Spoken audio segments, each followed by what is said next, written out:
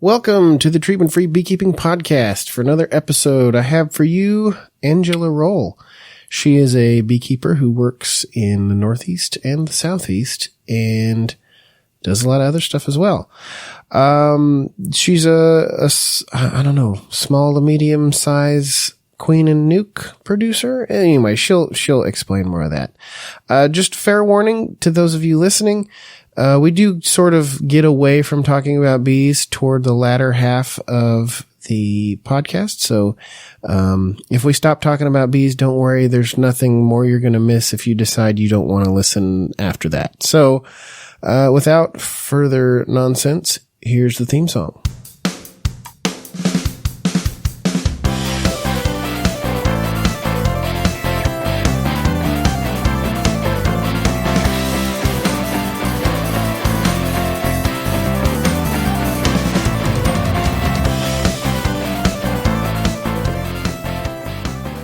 Angela, welcome to the Treatment-Free Beekeeping Podcast. Hey, Solomon. Thanks for having me. Happy to be here. My pleasure. It's been nice to meet you. And why don't you just start with, how you got into beekeeping and what you're up to now? Cool. How I got into beekeeping. What a great question. So I am from Ukrainian heritage. My great-grandparents migrated here and at the turn of the 20th century. And my great-grandfather was a woodworker and a furniture, and within his lineage there was a history of beekeeping. I didn't know that when I got into beekeeping. I had discovered that through some analysis of my genealogy over time. But I like to think that that's where the seed or the impetus of the idea was planted. For me personally, I was after college, I was examining sustainability projects and alternative living projects. And so I did a number of sort of experiential learning opportunities. I sailed a solar-powered boat from New Zealand to Fiji, having no previous sailing experience.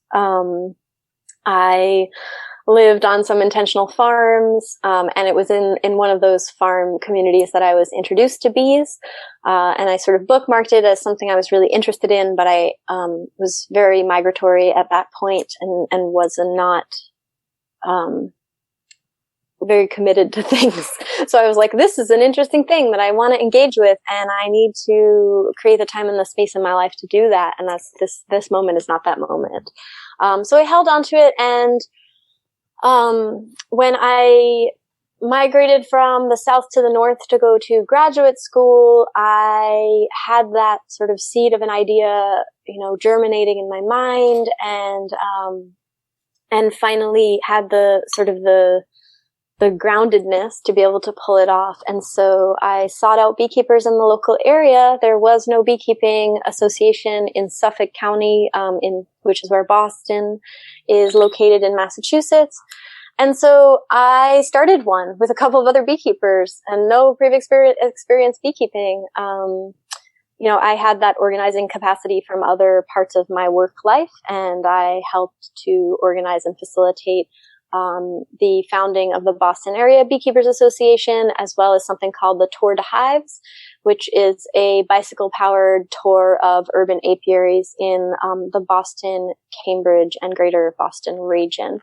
That's now been running for several years, I think 7 or 8 maybe, and really engages non-beekeeping community in the beekeeping world in a fun way. Ride their bikes to all these different apiaries, or they can drive. But the idea is really to create these swarms of people interested in engaging with bees. And that was the start of it all. So you're still there now? No. I am now rooted in the western part of Massachusetts in a town called Montague, Massachusetts. And then I spend part of my year in South Florida, which is where my some of my family lives, and where I do some queen rearing and expansion for the Northeast. So I take northern hardy stock down here, and I work to create to expand my stock so that I can go back up north and do more sustainable queen rearing of those genetic lines. So selecting for the lines that have survived 2 winters up north and migrating them down here for an expansive breeding project. Well, we're going to have to talk about the solar boat a little bit later. Definitely want to talk about that. But let's talk more about bees right now. Yeah, sounds great. So why don't you talk a little bit more about your breeding program and how you do it, what methods you use, how it's worked out, all the details. Yeah, and I want to be clear to not claim that I'm a queen breeder, because I think that is a very specific set of skills that involves collaboration with laboratories and a deep understanding of pure genetic lines. And I consider myself more of a queen rearer, so I think that in my experience, what happened for me is that I got access to things like grafting and the Miller method and practicing those strategies in my second year of beekeeping. And so my soapbox is that as beekeepers, in order to engage in regenerative apiary management, we should be learning those strategies, whether it's learning how to make splits or learning how to do backyard queen rearing as soon as possible, so we can start experimenting with propagating the successful genetics in our apiaries, right? Even though we might not be doing drone saturations or creating an optimal isolated breeding yard, we're still able to practice those strategies and have some control, just the control of where the queen genetics are coming from.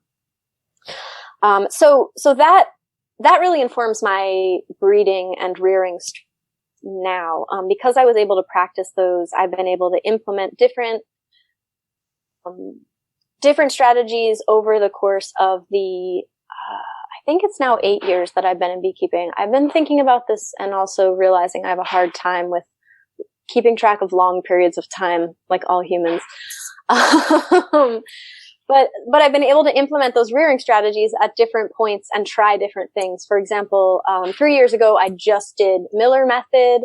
In the last 2 years, Before you go on, could you explain to those who don't know what the Miller method is?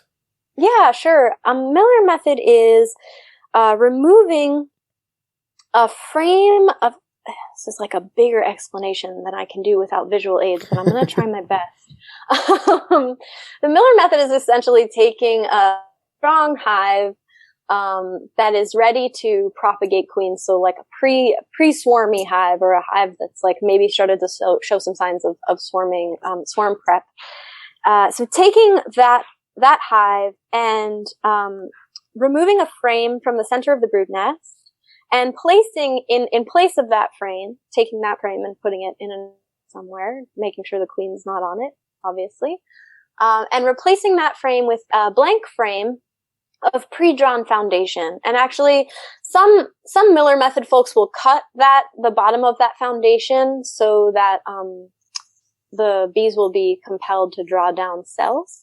And then taking that frame and putting it into the hive so that it gets laid up really well, and then the larvae from that, you can remove the queen from that hive, and the larvae from that queen will get propagated down into cells. So the idea of cutting the bottom is to create this zigzag that encourages the drawing down of cells and then makes it easier to cut these cells out. So it's really just like a natural method without having to graft, for creating a queen production colony. And you can either use the colony that is in that really healthy state, or you can propagate larvae from another colony and place that in place of that blank frame. So it's allowing you to test the waters of rearing queens and thinking about who your strongest hives are, who your most vibrant or queens are, and how you can start propagating those genetics. Again, you're not controlling the drone saturation necessarily, unless you've got a lot of hives and you're able to do that. but you're just starting to practice the natural queen rearing method and thinking more about bee math by using a queen rearing calendar to figure out when those cells are going to be ready and when they're going to need to be removed and put into nucleus colonies in your apiary, or given to neighbors who are also beekeepers, or traded with other queen rearers or queen breeders in your region, so that you're getting a diversity of genetic stock that is vibrant and healthy for that area. So you're sort of jump-starting the swarming process and encouraging the bees to raise cells where you want them. Yeah, you're using the swarm response that's already happening or has been has started to roll out to raise queens where you want them. Exactly. And you're able to then control the genetic material by either selecting a different hive or selecting that hive. Maybe it's your best hive. Maybe it's just your swarmiest hive, right? So if it's just your swarmiest hive, you're using the response, and then maybe you're using larvae from your best hive. If it's maybe you're just using that, letting that swarm response happen, and using the cells from that swarm response. So for me, it was the first using that strategy, because I feel like grafting was scary to me, even though I got to practice it many times and I got to try different methods of it. It still just felt a little out of reach. But for me, using the Miller method was this first opportunity to use the swarm response to produce queens that I desired, and then to practice what it looks like to cut those cells out, make up mating nucleuses for those cells, place those cells in the mating nukes, and then check them for mating success. And to use all of the math that I need to count out both that process and the process of my hives having enough worker brood to get through that mating period of time. And so it basically demystified for me what it was to breed or rear your own queens. And in that way felt really empowering, because I was able to understand something that I studied, that I read about, that was explained to me, that I'd seen other people do, but really hadn't practiced on my own. And so the Miller method gave me that opportunity to practice and built my confidence up so that when I was ready, I could start grafting. And I've switched to grafting exclusively over the last 2 seasons or 3 seasons. But prior to that, had been using and teaching the Miller method in my region. Do you lose the swarm out of that hive? Yeah, because you're trying to catch that swarm, right? Okay. So one of my strategies was actually after it had been after the Miller method box had been the quote unquote cell raiser, I would use the brood from that box and the young bees from that box to divvy it up into my mating nucleus colonies to bolster all of them, because there's a lot of bees in there, and it's a good opportunity to give the mating nukes a little bit of a boost. Mm-hmm. Obviously, they have to then be taken to another yard or out yard for a period of time. But I think that's really an important point you bring up, because in my experience, a lot of beekeepers are, let's call it, scared of grafting. And I was, when I was back in that stage myself. And so kind of exploring this method, which I'd heard about before, but I hadn't really studied into in depth. Using this method to sort of bridge the gap between just regular bog standard beekeeping and moving on to queen rearing, I think would be a very valuable tool. Yeah. So do you use any of these backyard methods now, or do you predominantly graft if you're going to practice queen rearing? Depends on the year. If I'm trying to do a lot, if I'm really interested in getting a lot of queens, I will usually graft. Mm-hmm. But a lot of times I will, probably the most simple method I use, just because it happens fairly often, is finding a hive that's already building swarm cells, and then splitting it up into a bunch of small nukes with swarm cells in each one. And that's just so easy and so quick to do when I have those mating nukes to work with. Yeah, absolutely. Absolutely. That's how I encourage people to start. I mean, I taught the Miller method for a while in the region. But really at the end of every single presentation, I would be like, just find your swarmy hive and take all of those queen cells and make up a bunch of mating nukes. And even that step is just you practicing, an understanding of when those cells are going to be ready, an understanding of what it takes to make up a good mating nuke, right? Because they're not going to have new brood, for 2 additional weeks. And that matters. There are resources with respect to food as well as bees in that hive to keep it alive for that period of time while that queen mates out.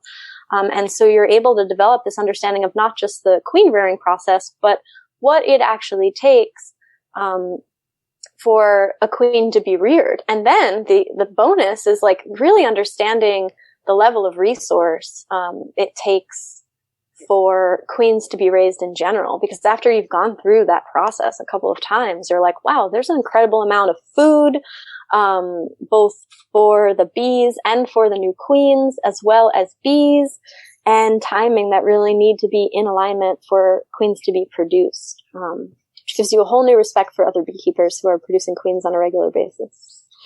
And each of these things is slightly different based on where you are in your climate.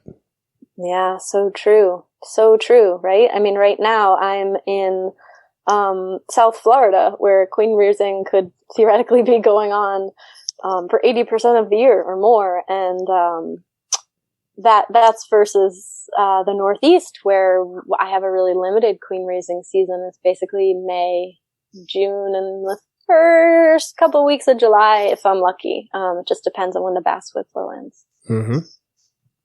Yeah, I kind of miss being able to start queens like the week before spring break when I lived in Arkansas. Ooh, nice. Yeah, the season's a bit narrower here in Oregon. Yeah, what's your queen raising season up in Oregon? It's about the same. Well, I think I may have, if you just take what you just said there and maybe shift it earlier, maybe 2 or 3 weeks. Yeah, so because you guys get a little bit of an earlier spring than we do in the Northeast. Right. We don't have the bitter cold like you guys can get sometimes because we're so close to the ocean. Mm-hmm. But in the spring we get a lot of rain, and so that it's actually really fun for swarming season because the bees they'll be ready to swarm. And it's raining, and it's, raining for days and days and days. And then you get one clear day and you just know that that's going to be the swarming day. And it's kind of fun. Yeah. Yeah. Fun chaos. Yeah. Our springs have been shaping up to be very wet, over the last couple of years as well. And that's been a byproduct of it is, those hives that look good and are ready to swarm once the rain stops, they're just all taken off at the same time. Mm-hmm.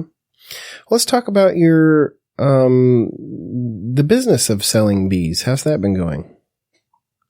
That's been going pretty good. So I've been teaching, it's all fairly new to me. I've been teaching beekeeping, in my community and in my bioregion for 4 years. And I teach at the University of Massachusetts Amherst. I teach a practical beekeeping class. So that's really a beginner's class, a bit heavier on the biology, and anatomy side of things than your standard bee school. And we talk a little about queen rearing and mating, and we have very strong apiary action plan component, which basically means we create a holistic goal and plan with measurable outcomes for how we're going to initiate an apiary, which is sort of a radical idea in beekeeping because, in my experience in several clubs in the area, people are not making a plan. At a professional level, you're making a plan for what you want to do, but when you're a hobbyist, you might not be doing that. And so I'm really pushing my students to think through, just like you'd make a farm plan, beekeeping plan for what you're trying to accomplish, what your goals are, what kind of products you would like to have, what you'd like to produce, and how you're going to get there. So I've been teaching those classes for several years now, and I was constantly getting requests for nucleus colonies and sending business to people that I have deep respect for in the region. And with the last few years being pretty successful with my queen rearing experiments, I decided that this was the year that I was going to start selling nucleus colonies. So back in November, I loaded all my my prized quote unquote breeder queens into a minivan with a very brave soul that decided to drive down with me. And we drove from Massachusetts to Florida, delivering those hives and getting them set up in the South Florida area. And this spring is the first spring that I'll be initiating southern breeding. So the objective for me is to raise nucleus colonies from those northern hardy genetics and to bring them back up for sale in the spring. So I am still taking orders for those, but I expect that they'll be closing really soon. The cool part about that, though, is that I am collaborating with Tucka Seville from Tucka Bee. And so Tucka will also be taking later spring nucleus colony orders. So if people are really interested in getting some of those northern hardy genetics, there will be opportunity beyond the numbers that I have planned to bring back up. Great. Yeah. Yeah, I'm always trying to find new sources for bees, even though I recommend people not buy bees. That's always my caveat before I sell them to people. I think in many cases people learn differently. And there's not everybody has the same opportunities to learn what they need to learn, or have the push that they need, to get out there and catch swarms, do something like that. Yeah. Yeah, and swarm catching is so magical, but if you don't have a support or a deep understanding of how to do it, I could see it being totally terrifying as a newbie. But yeah, I support what you're saying, Solomon. I think, in South Florida, most recently, a few of the social enterprise projects, down here have been like, "Oh, are you selling bees?" And I'm like, "What do you just put a swarm trap in your yard? It's South Florida. Like, just set up a swarm trap. You'll have bees in 2 weeks." But there is this sort of, misconception of resources, right? Like, if it's free, is it as valuable? ? Yeah. And I am an ardent anti-capitalist, so I think things are more valuable if you don't have to pay for them. But not everybody sees it that way, and people want to invest their resource and their capital in things that they believe in, and I think that's a reason that people are excited about buying bees from small scale, sustainable, regenerative apiaries. And I think that that's exciting, and I want to be able to respond to that, which is why I started selling nukes in the first place, But again, I do agree with you that opportunity to catch swarms or to create swarm lures and bait hives, it's more in line with the human honeybee relationship that we've had over the course of history, right? Over the course of thousands of years. And so there's an element of like magic and connection in that I think is really strong. And I do encourage, but like you said, it's a hard hump for people to get over to really make the commitment to doing that. Whether it be that they don't have the resource of time or, they're just scared. True. Yeah. And I'm not trying to tell anybody not to sell bees. I'm just saying don't buy them. Yeah. But that's a very important factor. There is, and this might, I guess, can get off of the topic of bees a little bit, but with buying things, there is a huge factor in the cost model. Tennis shoes, basketball shoes, whatever, gym shoes, they don't cost much different appreciably to buy something, to buy Nikes versus buying something from Payless. They're functionally, at the end of the day, the same shoe. They're made using mostly the same materials and mostly the same methods. But the market has demonstrated, and social sciences and things have demonstrated, that if you sell something at a price point, you will find a clientele who will buy it at that price point, no matter what it is. So, me as more, I try to be more objective, thinking about things more objectively. So, when I look at a product, I look at, okay, it costs this much and it has these features. Am I willing to pay this much for these features? And so that's why I buy shoes at Payless, because it's functionally the same shoe. And a lot of times it fits better.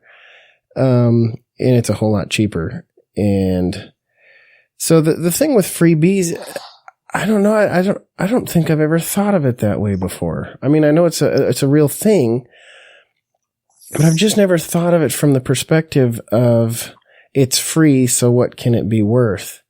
Because I look at it as it's free. That means I can ruin it and it costs me nothing. So it's a learning experience. The way I think I'm looking for learning experiences, I'm looking for, I'm looking for those jumps that I can make. And so for me, it's great because I can make this jump in learning how to do something, learn how to catch swarms. I get free bees. And even if they're junk bees, even if they're terrible bees, I can still be a beekeeper for a couple months before they die. And then next year I know how to catch more free bees. So I don't see, there's no downside here for me. Right. Absolutely. I agree. Yeah. And, the also that brings into focus the reality of like, people are buying and what they understand they're buying when they're purchasing bees. Yes. Which has been a really interesting learning experience for me in selling bees is, fielding lots of questions about the types of bees I'm selling. And, I'm breeding mutt bees. These are survivor stock from bee geneticists or bee breeders that I respect, but there are crosses between, these different lines. So I'm not saying that they're purebred Russians or they're purebred Saskatraz or they're whatever. They're mutt bees. They're survivor stock mutt bees from the Northeast. And that is confounding to people. They want to know what they are, where they come from, what their origin stories are, where their birth certificates are and all of that. And my response is, they're the bees that are surviving where I am in my bioregion, which is where most of my clientele base is. And so that's to me what makes them valuable is that they are potentially, they have stronger survivability for the Northeast and for Massachusetts area. Let's tease this out a little bit because this is one of my favorite topics to talk about. So the reason why people want, because I was commenting on a thread on the Facebook page this morning. The reason why people want to buy something, to buy a pedigree, because a lot of people want to buy brand names. A lot of people want to buy status symbols.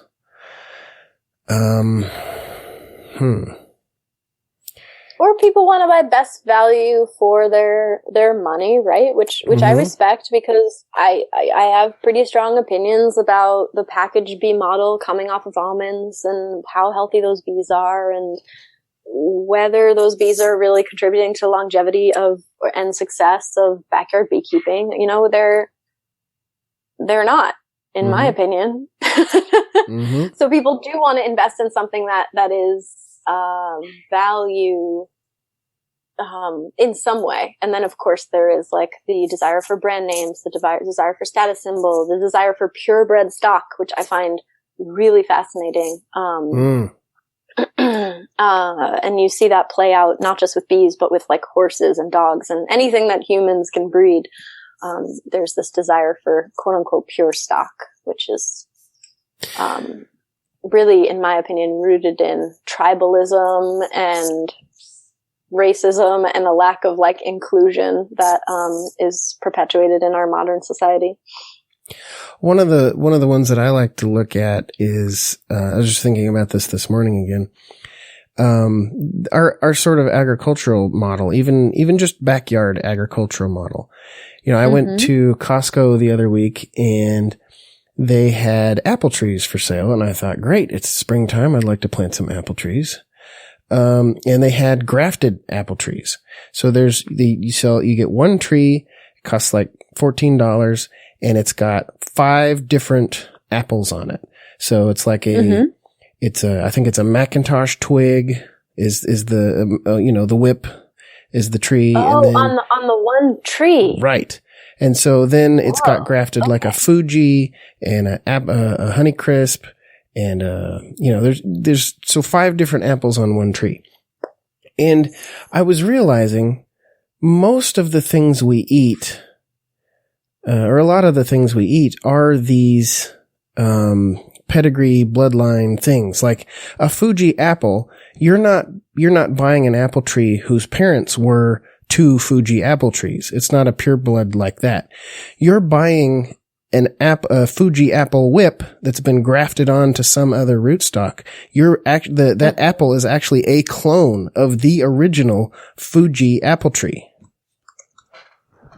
Yeah. And with bees, we just don't have that. Bees are all the time interbreeding with everything in the entire neighborhood.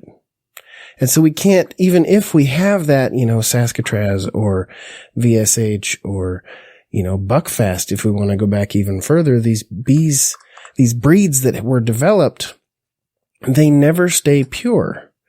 And so, though we have like, Saskatraz and whatever right now, give us 5 years and we'll have new breeds. And so, Saskatrizzle. Yeah.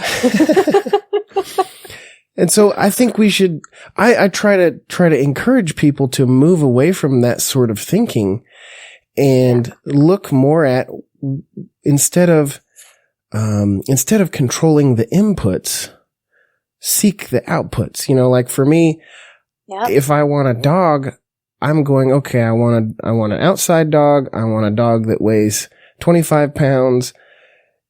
So I don't go to a breeder and say, I would like an English Mastiff, please. I go to the local humane society and I go, that dog looks like a good dog. I'll take that dog. And so I think I do the same thing with bees. It's like, these bees are not mean and they make honey and they keep surviving every winter. I want these bees. Let's make some more of these, rather than trying to control the input through a pedigree. Yeah, absolutely. Absolutely. And, that's what I'm doing with my bees, is I'm selecting for the vigor of the bees that survive and for mite resistance. And I'm using brood pattern and, performance to indicate who the best bees are. And those are the bees I'm breeding from. I'm not saying, well, this bee is, New World Carniolan and has these pedigrees and came from this breeder, and that is just not as important to me. And that goes, that it's all elements of my life. I want to select for things that are going to continue to regenerate themselves in the bioregion in which I live. And I want to select for building community that is going to be able to regenerate itself. And that doesn't look like purebred lines or stocks bought from fancy breeders. It looks like stuff that is surviving and thriving in those regions currently. Exactly. And I'm really excited about the idea of many people creating sort of backyard queen rearing projects and trading genetics, right? So right now I'm working on a project with a couple of other beekeeper researcher where we're going to write a small grant to do a Northeast queen rearing cooperative. So big name, but small project to start.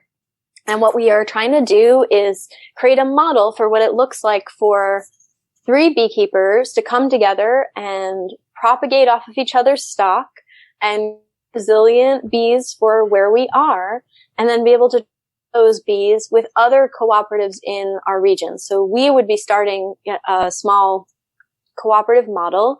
But then we'd also be working with other co-ops in the area. For example, the Rhode Island beekeepers have done a lot of bringing in queen genetics and adapting them to Rhode Island and giving them out or trading them or etc. And that's an exciting program that I'd love to swap genetics with. And then there's someone in the eastern part of Massachusetts who's doing something similar. And so what I'd love to see is collections of queen rearing co-ops where people are rearing queens from their survivor stock and then trading them with other beekeepers in the bioregion who are doing the same thing. So we can start having genetics propagated from within our region and trying different things out and seeing how bees perform in different areas. I mean, and that to me is also addressing the issue of like climate resilience. Because the reality is we are seeing these drastic changes in climate, in the Northeast and all over the country. And we need to be able to be responsive to that, you know? So if Rhode Island is getting these really long wet springs too, and Western Mass has those really long wet springs. What are the genetic markers that are able to adapt and conform to that, and the management practices, and how are we sharing those so that we can all be more resilient instead of just those of us that, you know, survive by the luck of the draw? Mm-hmm. I was going to ask you a question. Now I can't remember what it was. Oh, I was going to mention, and if you're raising those queens locally, those bees, nukes and everything as well locally, you can not only support your local people, your local economy, but you can displace those cheap, poorly acclimated packages that are being shipped up from Florida and Alabama and Louisiana and etc. That's the goal. I mean, and I say this to whoever will listen, but the Northeast was once the epicenter of queen breeding, yes. Like 100 years ago. And so I would love to see a revival of that.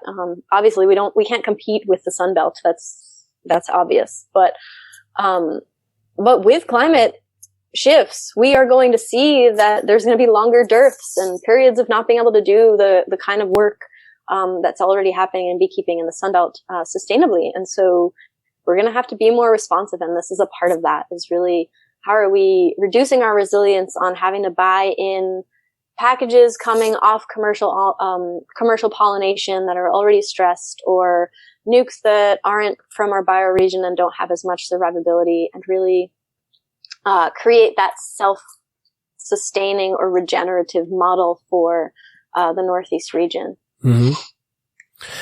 So I've noticed, I grew up here in Oregon. I was, went to school in the 90s, was here until 2005, then moved to Arkansas and then Denver, and was back here in 2015, 16, 15. And see, it's that thing. Time is so weird. Yeah. And so it was kind of stark for me to notice the changes, from when I was a kid. When I was a kid, we would have probably one good forest fire a year, if that, maybe every other year. And, it would be cloudy, not cloudy, smoky. It would be smoky for, let's say, a week.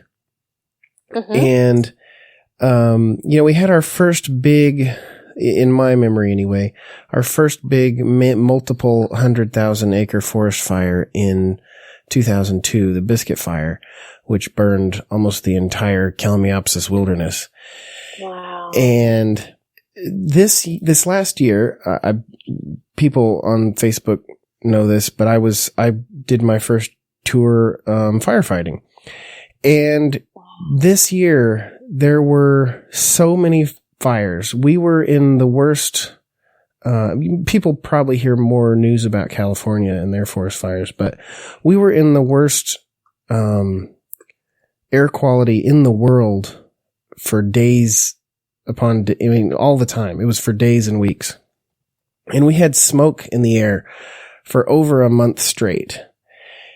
and smoke to the point where it gets to the point. Now remember, this is Southern Oregon. Here in the Rogue Valley, we have virtually zero rain from about May to September.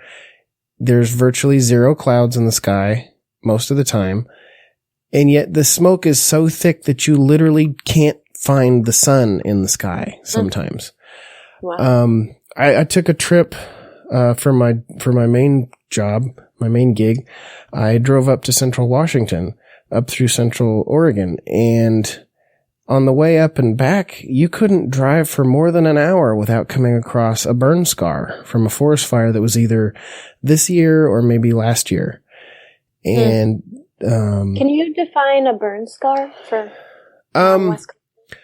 When there's a forest fire, if it burns at high intensity, it will kill the trees. It depends on the intensity. If it burns at low intensity, it'll just burn the grass and underbrush. If it burns at high intensity, it'll start killing the trees. If it burns at really high intensity, it will burn the trees. And so a burn scar is just evidence that there's been a fire come through there recently. After 2 years or so, grass and brush grows up and you kind of really can't see it as much anymore. But we had, the Biscuit Fire was 500,000 acres.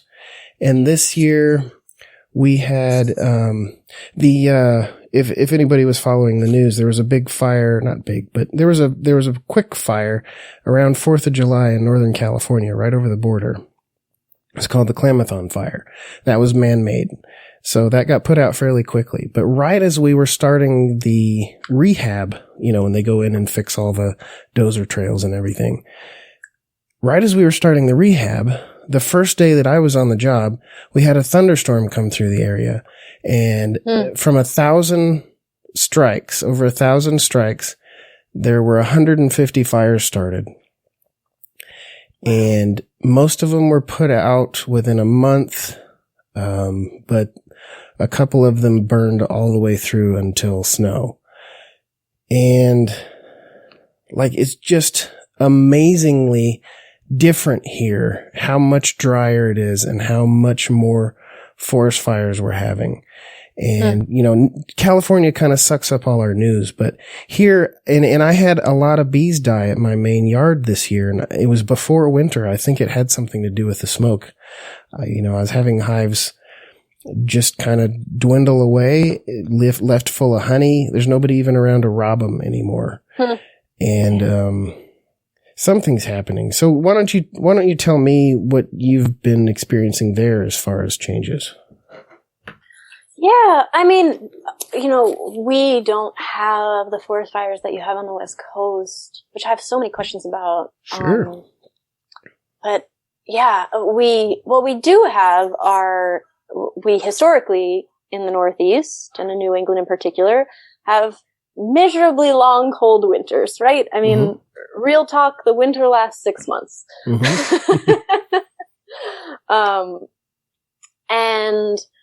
And so we have these long cold spells. What I've noticed, so I grew up in the Northeast. I moved away when I was 16.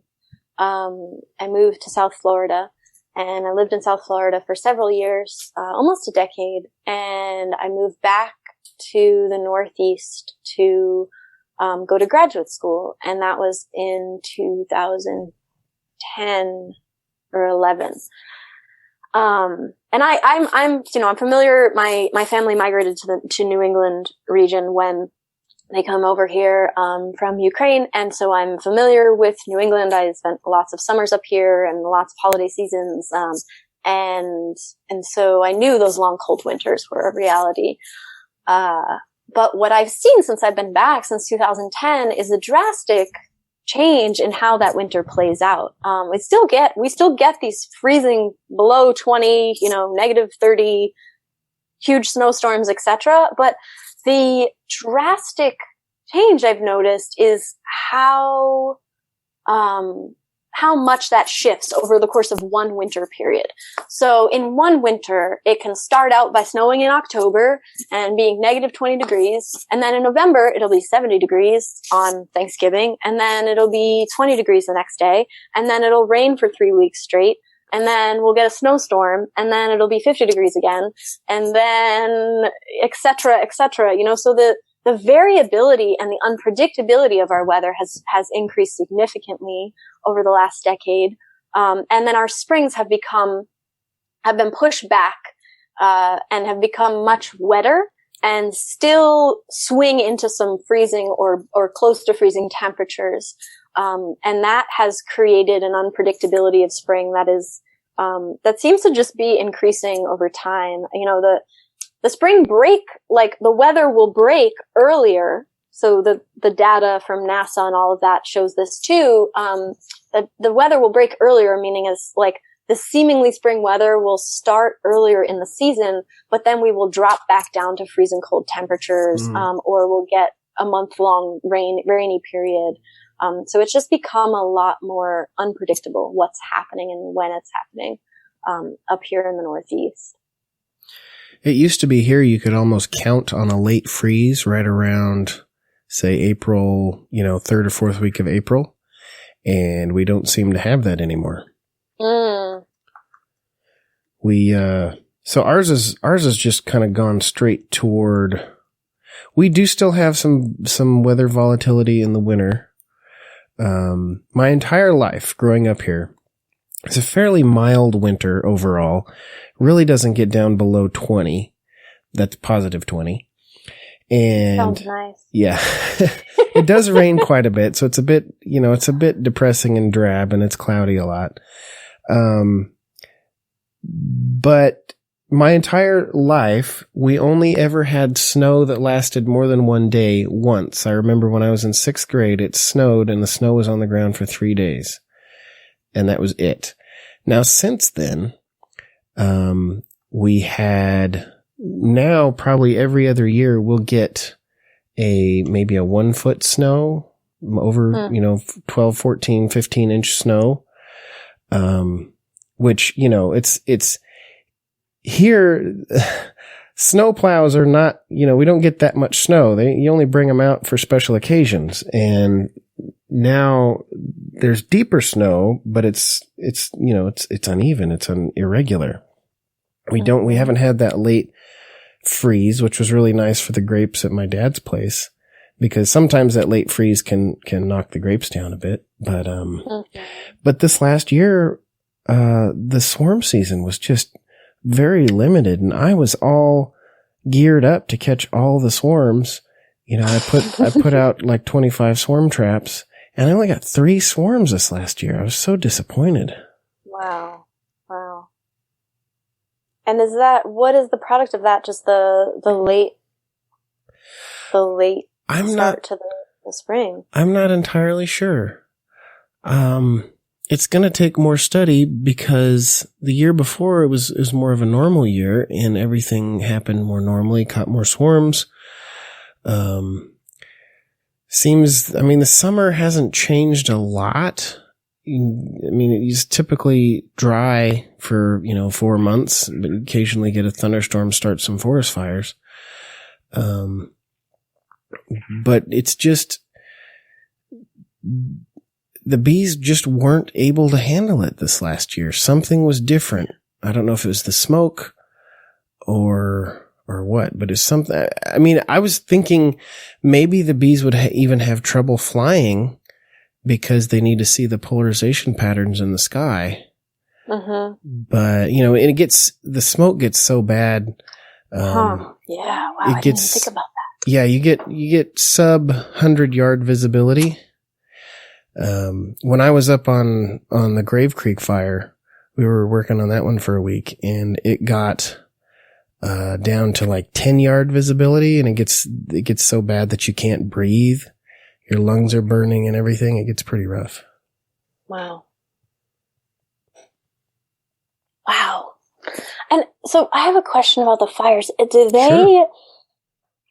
If they burn bad enough, do they burn the entire root system of a forest?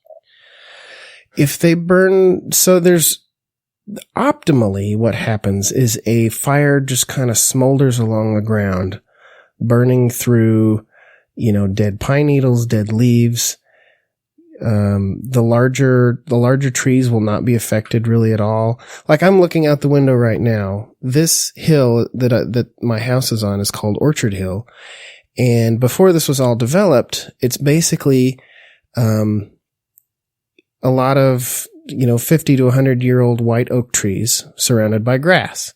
And you can see the parts that, there's still parts that haven't been developed, and you can see that original sort of biome makeup.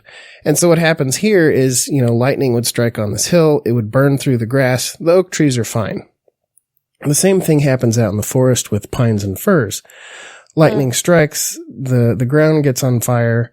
It burns up through the brush, it kind of smolders through the detritus on the ground, kind of leaves bare ground. Most of the trees, especially the big ones, survive and are fine.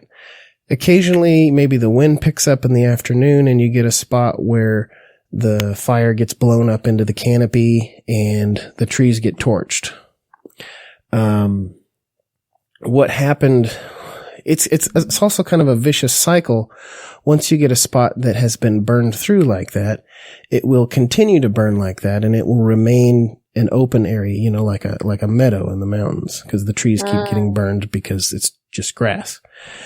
However, there's been extensive logging around here, and studies have shown that in clear-cut logged areas, it becomes a vicious cycle, and once it's been logged, then the next time the burning comes through, you'll have a lot of, depending on the cycle between the burns, you'll have, okay, so here's a good example. I worked on the Ramsey Canyon fire this last year, and that area where we were working on had burned through previously when I was a kid in 1994. I remember that. I was playing at the park with my friend, and we looked over toward the south where the fire was, and it looked like an atom bomb, like a mushroom cloud. It was pretty crazy. So we were working on the fire, and it was burning through the old growth area and just kind of slowly moving along the ground, not moving more than, say, a foot a minute. And then the wind picked up and it got a little higher. So over on the other side of the mountain that had been burned at high intensity previously, you had the entire side of the hill was covered in 25-year-old trees. All these pine and fir trees that were maybe 4 to 6 inches in diameter. So when that caught on fire and got blown into the next day, that all went up like a torch, and everything from ground to sky was burned. There was nothing left but skeletons of trees. And it was kind of creepy because we were on the night shift. And so on the night shift, there's a bit of wandering around and trying to figure out what to do in the dark. And so I'm walking out into this area that's been burned, and it's just silent. And I realized there's no crickets. There's no bugs. There's no animals.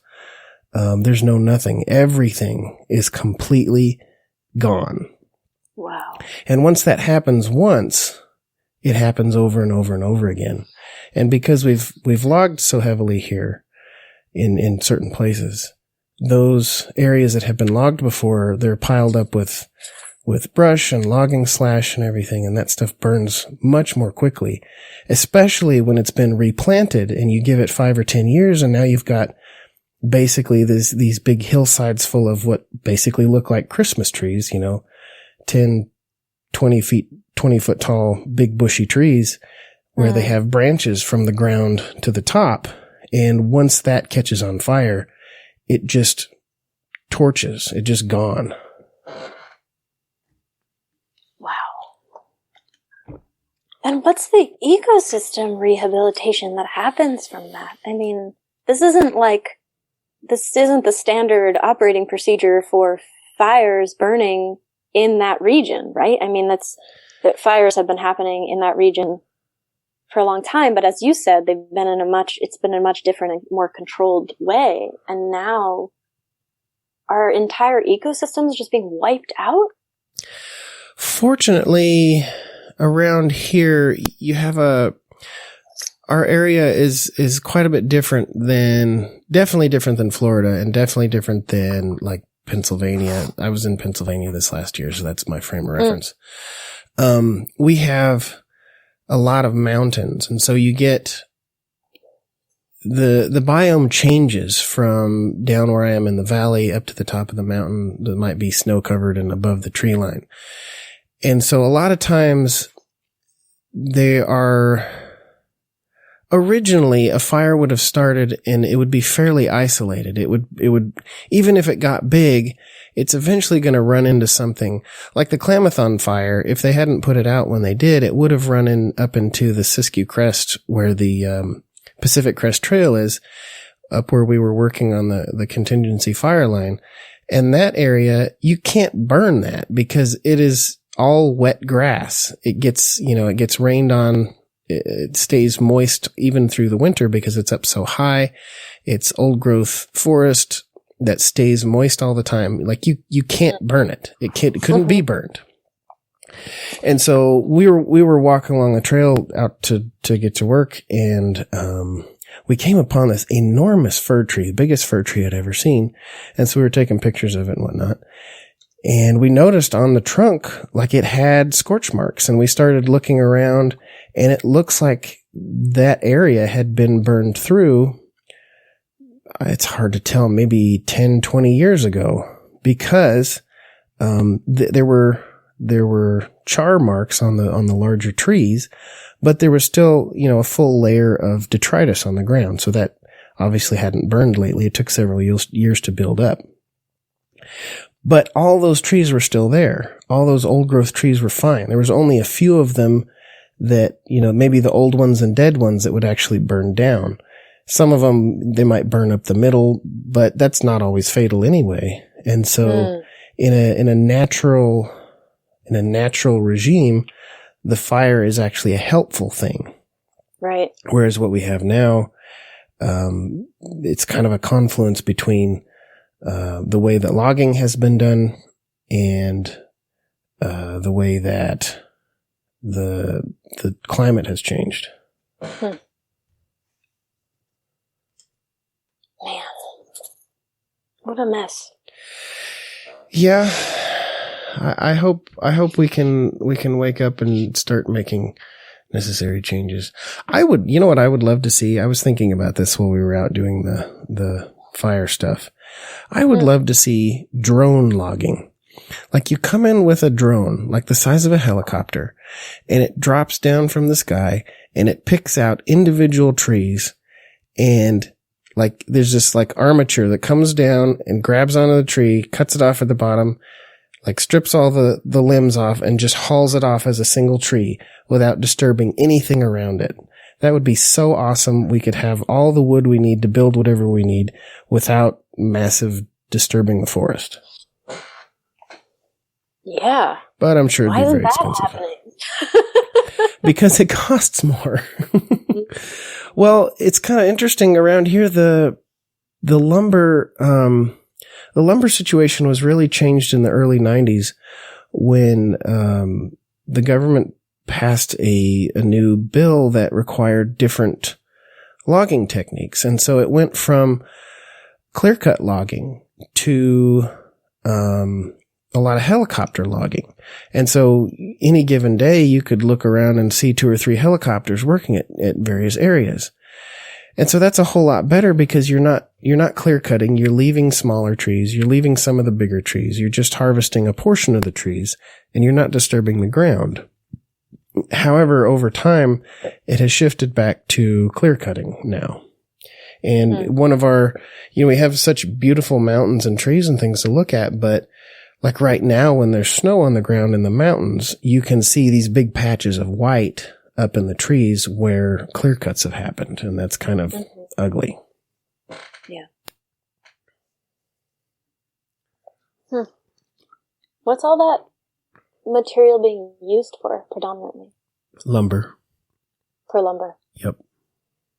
There's no paper here. Paper mostly comes from back east, Tennessee, Kentucky, that area. The hardwood. Where we live are a lot of paper mills actually. Yep. For that. Mostly lumber here. There's, there's several lumber sawmills in town. There used to be a lot more. There's right up the road, there's a plywood mill. It's pretty much all lumber. And the other thing is when you drive up north where you don't get quite so much of the forest fires up in Roseburg and Roseburg to Eugene, it's a lot more moist up there. It's more of the coastal climate and not so much forest fires. And so you'll get those clear cut areas. They cut everything down and then they replant it with all firs. And so you can see, even where there's trees grown, you can see that it's actually a plantation because all the trees are identical. There's no different species. Okay. It's interesting. I never really noticed a lot of this stuff until I lived somewhere else and then moved back. Yeah. Yeah. It is interesting. I think, when you live in one place, you just adapt to what the changes are. But when you've had the opportunity, because it is that, to be able to move around, I just find what you just shared, I'm much more sensitive to what is happening. And I find coming back to South Florida and integrating that into my practice,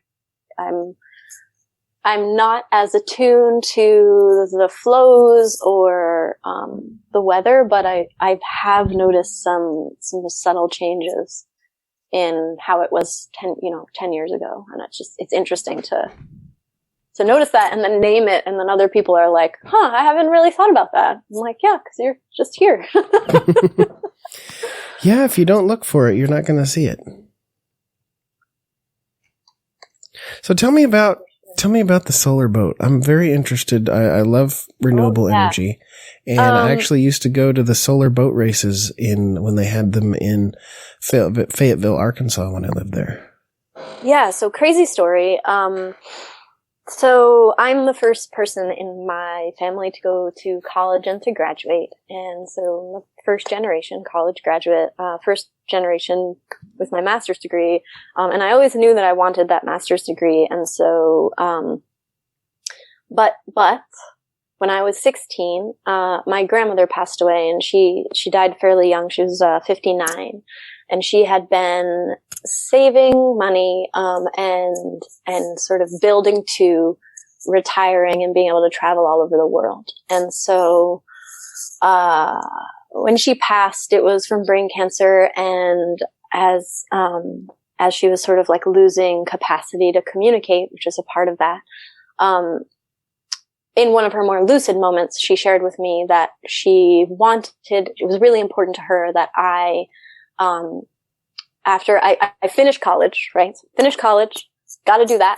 And, that I travel before I were to engage in any kind of long-term relationship, or, have any children or, do any advanced degrees. So it was really important to her that I have that experience. I didn't have the financial means to have that experience. So what that looked like for me was, that I bartended all through college to pay for school. And I lived and worked in Miami. So I did make a fairly decent living doing that work. And so I saved that money and I sort of had this idea that I was going to be able to travel, after school. And, the money that I had didn't really add up. So I was like, okay, well, shift in plans because I'm very adaptable. And I was like, what are we going to do instead? We're going to try to find a job, an international job. That's hard. It's harder than you think when you're 20 or 21 and have no like actionable skills. And so I happened to go down, I was working as an archivist and an office manager for this artist, and he took me down to the Keys as part of my work for a weekend art festival. And when I wasn't working at the table, I was hanging out at the docks because they had these incredible tall ships that go between New York and the Keys. And they were worked by this young crew and they were just so cool and vibrant. And I was like talking to them about their work and spending time with them. And I got to go out on a boat and like hang out with them for the weekend. And I was just like charged with this like different migratory lifestyle and possibility of working. And they gave me some resources for doing different crewing work. And so I started investigating resources. And as part of my undergraduate degree, I studied, history and ecology. And so one of the bioregions I got to study was New Zealand. And so I was really activated around learning more about New Zealand, Maori culture, as well as the settler culture, and just really developing an understanding of that dichotomy. And it's like so much of both of those cultures is rooted in a connection to the sea as well as to the land. And that was really interesting to me. So I was looking for crewing positions in New Zealand, and I came across this guy who was putting together a small crew to sail from New Zealand to Fiji. He was willing to take on beginners. He was going to refurbish his boat. So that was part of the work, is to help refurbish the boat, and then to sail it from New Zealand to Fiji with the idea of doing surf charters. So it's great surfing in Fiji. There's terrible surfing in South Florida. So I had surfed my entire time there, but never really got to surf like amazing breaks, right? So it was very appealing to me from that perspective as well.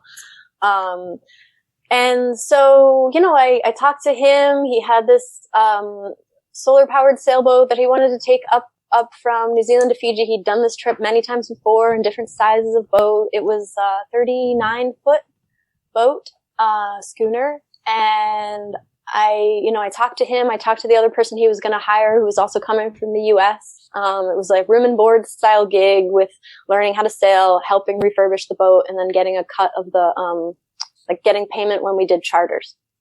And I was like, all right, this sounds cool. Like I'm in the hospitality industry. I know what it's like to be hospitable to people, and I can cook pretty well. I've worked in restaurants and bars, from the time I was 17 on. And so I felt pretty confident I could do it. And the sailing part was going to be built in, and I'd get to sort of learn both about New Zealand as well as this like alternative sailing method. So I took that gig, and I flew to New Zealand, having never met either of these people and having, checked their references, but really just showed up there, longest flight I've ever been on. And we refurbished this boat and prepped it to go. And there was a solar charger that charged the engine for when it needed to run. And other than that, we used the sails. We sailed open ocean from New Zealand to Fiji. It took 7 days. It turns out that though I do have the genetics of a sailor, I do not have the capacity to not get wildly seasick. So I suffered immensely on that trip. Completely not something I would ever do, like just such a great opportunity to explore something completely alternative to what I had been doing, which is more rooted in like food and farming and sustainability from that angle, and culture and history and ecology. And this was just like completely turning that on its head, and being out at sea and having this migratory life, and eating very differently than I was used to eating, and prepping foods that were very different. So we sailed from New Zealand to Fiji, and then we spent a few weeks in Fiji working. And right around, I think, our second or third week, there was a military coup of the government in Fiji, which shut down a lot of the tourism. And so I ultimately had to leave because we weren't making enough money.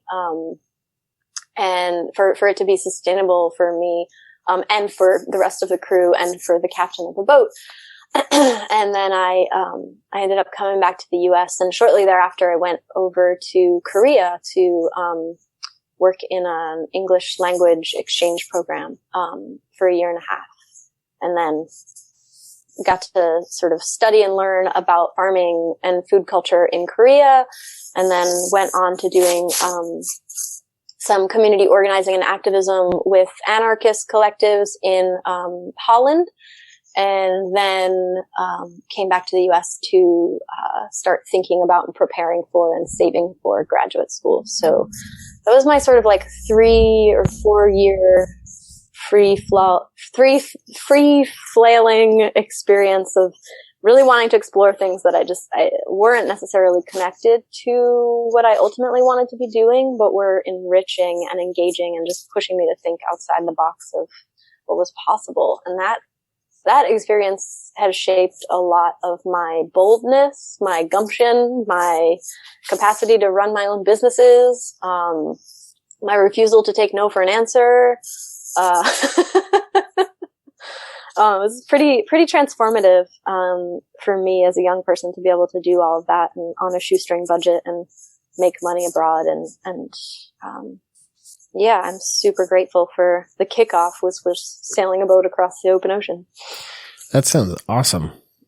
Yeah. Yeah, I love sailing. Yeah. I love solar. I love all the stuff.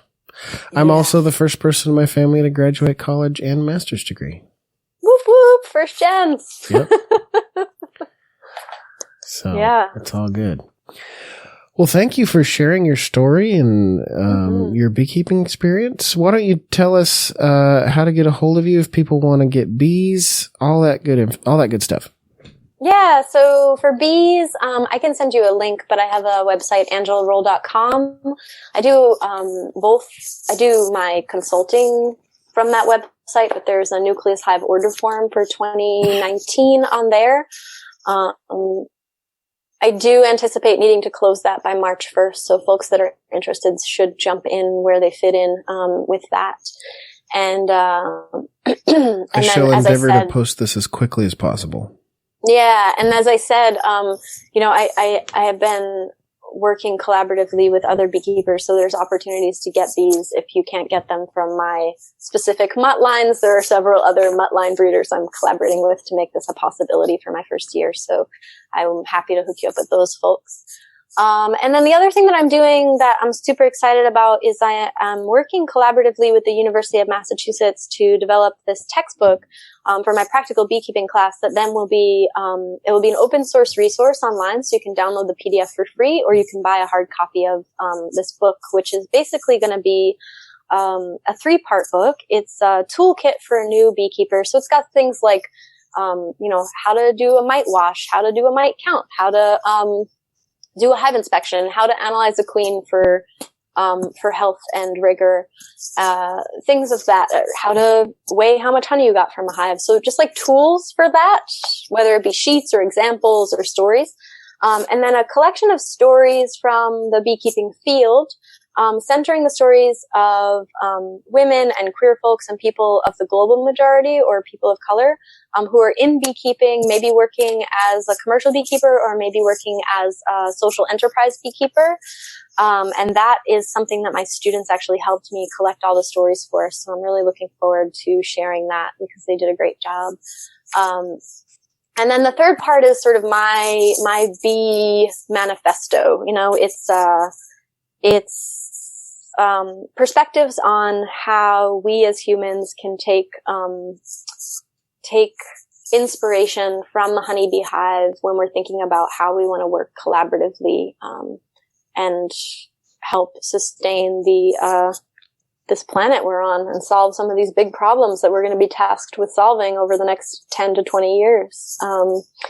So it's really, a look at the hive and the history of the hive in the United States, and the relationship honeybees and colonialism have.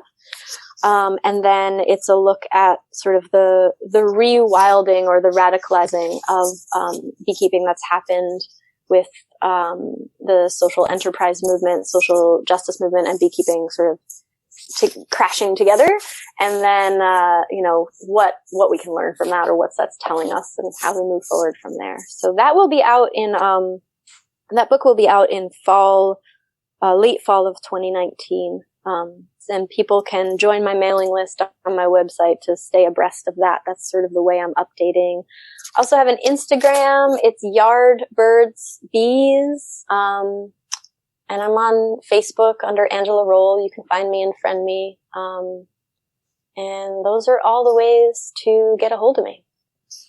Very nice. Well, I thank you for joining me on the podcast today, and may you be successful in all your endeavors. Thank you, Solomon. It's been a pleasure to be here. Thanks so much.